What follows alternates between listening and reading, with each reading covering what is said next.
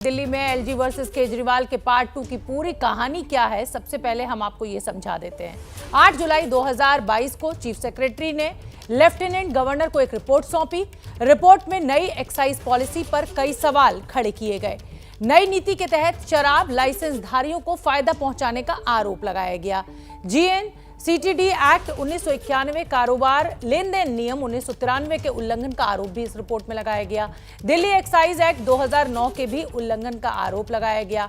बड़े नेताओं की ओर से निजी फायदे के लिए कारोबारियों की मदद का आरोप। रिपोर्ट में सीधे एक्साइज विभाग के मंत्री मनीष सिसोदिया पर सवाल उठाए गए। मनीष सिसोदिया ने ही नई एक्साइज पॉलिसी को फाइनल किया। नियमों की अनदेखी और शराब दुकानों के टेंडर में गड़बड़ी का आरोप भी लगाया गया। इस रिपोर्ट में टेंडर के बाद भी शराब कारोबारियों को वित्तीय मदद की गई। नई एक्साइज पॉलिसी से सरकार के राजस्व को बड़ा नुकसान हुआ। जब यह रिपोर्ट लेफ्टिनेंट गवर्नर के पास पहुंची, उसके बाद लेफ्टिनेंट गवर्नर ने यह सिफारिश की कि इस पूरे मामले की सीबीआई जांच होनी चाहिए और उसके बाद ही लेफ्टिनेंट गवर्नर और दिल्ली के मुख्यमंत्री अरविंद केजरीवाल यानी दिल्ली सरकार आमने सामने।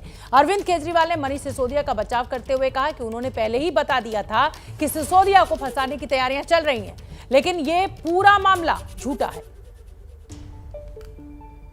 अभी थोड़ी देर पहले मीडिया से मुझे पता चला कि इन लोगों ने मनीष सिसोदिया जी के खिलाफ कोई केस भेजा है सीबीआई को और बहुत जल्दी कुछ दिनों के अंदर सीबीआई मनीष जी को गिरफ्तार करने वाली है।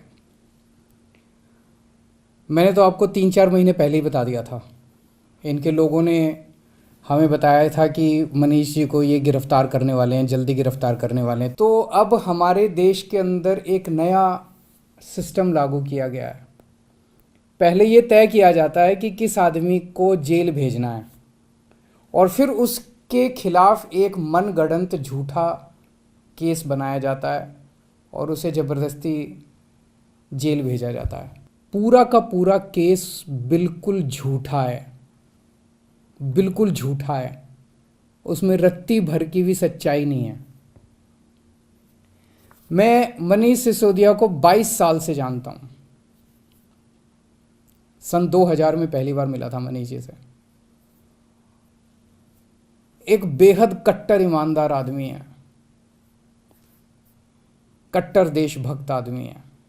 पहली बार आम आदमी पार्टी की जब सरकार बनी दिल्ली के अंदर, मनीष सिसोदिया जी एजुकेशन मिनिस्टर बने। दिल्ली के अंदर भी सरकारी स्कूलों का बहुत बुरा हाल था। दिल्ली के अंदर मनीष सिसोदिया ने रात दिन मेहनत करके दिल्ली के सरकारी स्कूलों को शानदार बनाया। ऐसा बनाया कि अब अमीर लोग भी अपने बच्चों को सरकारी स्कूल में भर्ती करा रहे हैं। तो आपने दिल्ली के मुख्यमंत्री अरविंद केजरीवाल को सुना। सीधे सिसोदिया पर आरोप लगने के बाद खुद केजरीवाल जवाब देने मीडिया के सामने आए। प्रेस कॉन्फ्रेंस कर कहा कि वो जेल जाने से नहीं डरते हैं। सिसोदिया पर शुरू हुई लड़ाई को अरविंद केजरीवाल सावरकर और भगत सिंह तक लेके गए। एक बार फिर सुनिए क्या कुछ कहा। इनको लगता होगा जेल से हमें डर नहीं लगता। तुम लोग सावरकर की औलाद हो जिसने अंग्रेजों से माफ़ी मांगी थी। हम लोग भगत सिंह की औलाद हैं। हम भगत सिंह को अपना आदर्श मानते हैं, जिसने अंग्रेजों के सामने झुकने से मना कर दिया और फांसी पर लटक गया।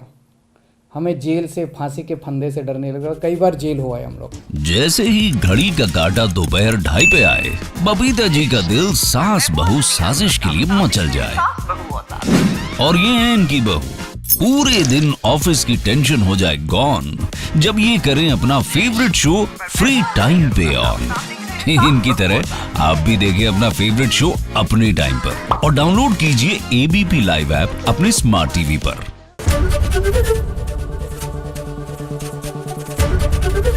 एबीपी न्यूज आपको रखे आगे।